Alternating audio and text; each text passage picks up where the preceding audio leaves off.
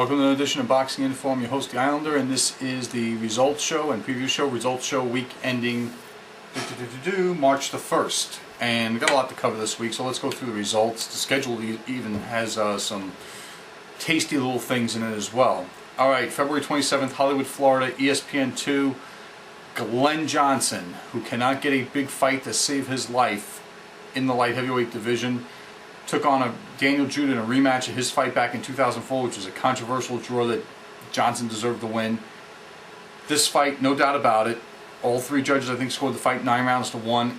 Johnson scored a knockdown in the first round, or maybe it was 8 rounds to 2, I don't know. But anyway, it was like 99-91 is what they scored the fight. Johnson all the way in this fight. It was, borderline. I mean, it was competitive, but at times it was a borderline mismatch. And let's hope that Glen Johnson can secure a fight with either Chad Dawson or Bernard Hopkins. And we'll talk more about Hopkins coming up. That same night in Newark, New Jersey on Showtime, 2 little fights that we had gotten a chance to see. First, Giovanni Lorenzo, middleweight contender who really hasn't beaten anybody of note, lost his first big fight out against Raul Marquez, who in turn got his shot at Arthur Abraham and got stopped in 6 rounds. Scored what so far might be the knockout of the year, a one-punch right-hand knockout in the second round against Dionysius Miranda of Colombia. This fight didn't tell us much, but Lorenzo is now the #1 IBF contender, and I don't know how long Abraham's going to have to make a mandatory. It's usually a year between fights, which hopefully I'll remember to get to the Vitaly Klitschko stuff. Main event, Tomas Adamek defending his IBF and Ring Magazine Cruiserweight title, the one he took from Steve Cunningham in his last fight. Got off to a slow start, which was expected, against Jonathan Banks, who fights out of the Kronk Gym. And here's something of note, which they made note of on the fight.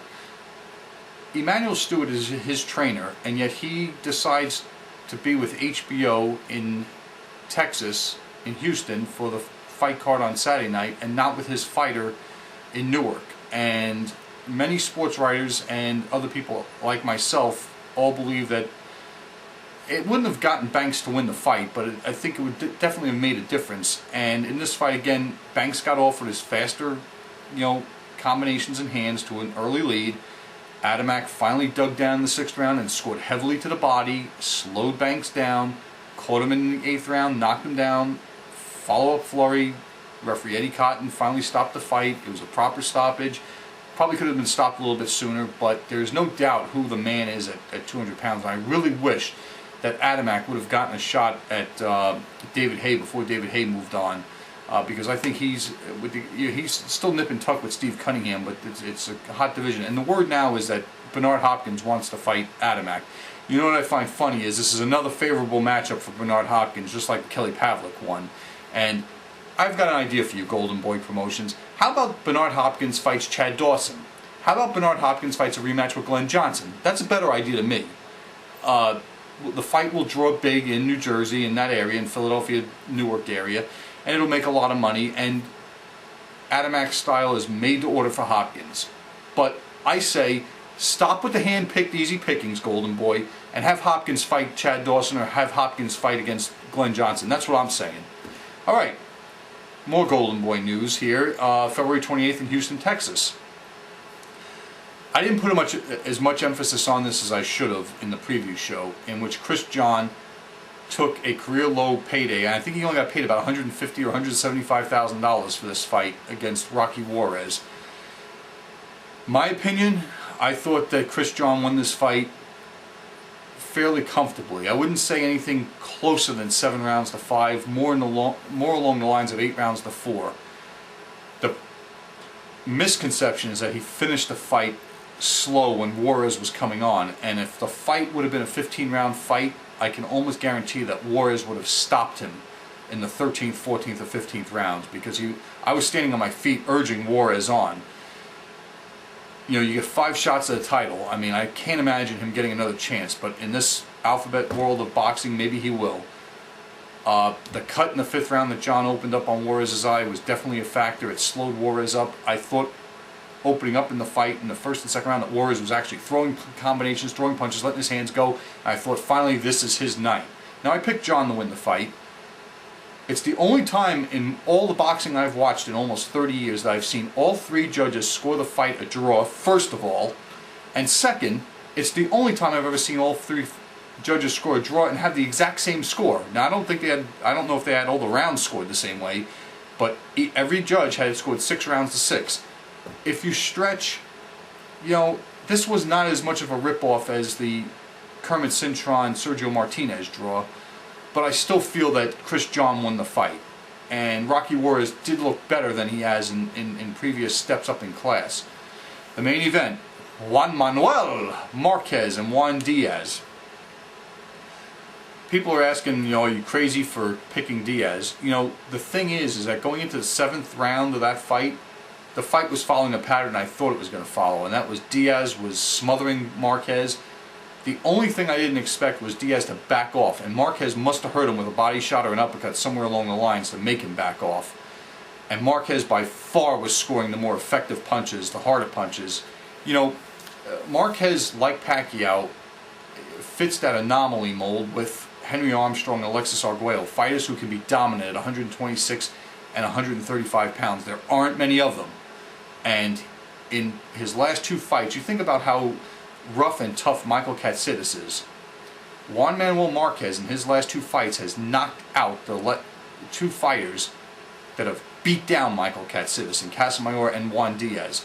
By far head and shoulders he is at the top of the lightweight division, although I would really like to see him fight if Nate Campbell can make the weight one more time. And the other thing I want to make mention is the cut that Marquez was cut in the 5th round, Diaz was cut in the 8th round, and Diaz is terrible at handling adversity, especially the cuts, in both this fight and the Campbell fight.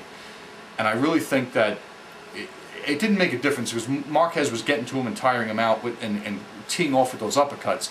And finally in the 9th round, when he walked into a right hand, he hurt him in the 8th round real bad, made his legs do a jiggle. In the 9th round, he hurt him with a short right hand and a combination that had him pitch forward through the ropes, Diaz. And when he got back up, the right uppercut was a thing of beauty that put Diaz on his back.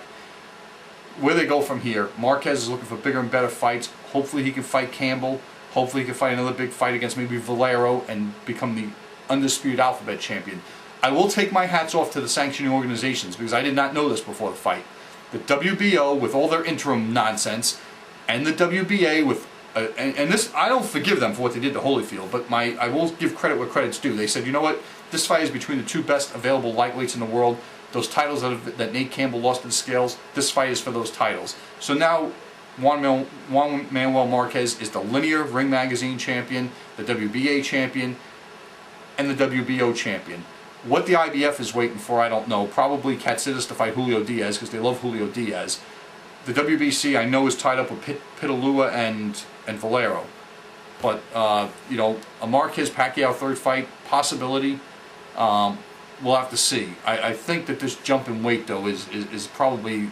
I don't think Marquez is going to be able to operate at 140. And it's just like Emmanuel Stewart said. Against Pacquiao, maybe. Against Hatton, he's just too big and strong. Also, John Thaxton lost a 12-round decision to Anthony Mizzachi. It looks like he's going to be out of the Amir Khan sweepstakes. Moving right along, this week, schedule. Delvin Rodriguez is taking on Shimon Alvarez, who I think was last seen when he was stopped by Joshua Clottey, a premature stoppage, if I'm not mistaken. I guess it wasn't FX, but it was on the Versus Network. And this is going to be a 12-round, 147-pound fight. It was originally supposed to be an IBF eliminator with Isaac Flashuelo, but Delvin Rodriguez, somehow he either has visa problems or something, and they fought to a semi-controversial draw in South Africa. On the 7th, on HBO Boxing After Dark, San Jose, California, triple header. Actually, it's a card full of prospects. Rock Allen's going to be taking on Rogelio Castaneda. That will only going to be showing highlights. Then Robert Guerrero is going to be taking on Daud Yordan in the 10-round junior lightweight fight as he continues his campaign at 130 pounds. I expect Guerrero to win this fight. I don't know much about Yordan. I would expect either a clear-cut decision or a somewhere around the middle round stoppage. Interesting fight here. Victor Ortiz taking on Mike Aranudis, mighty Mike Aranudis. I think their careers are both on the upward swing, but Aranudis has plateaued and Ortiz is still going up and away.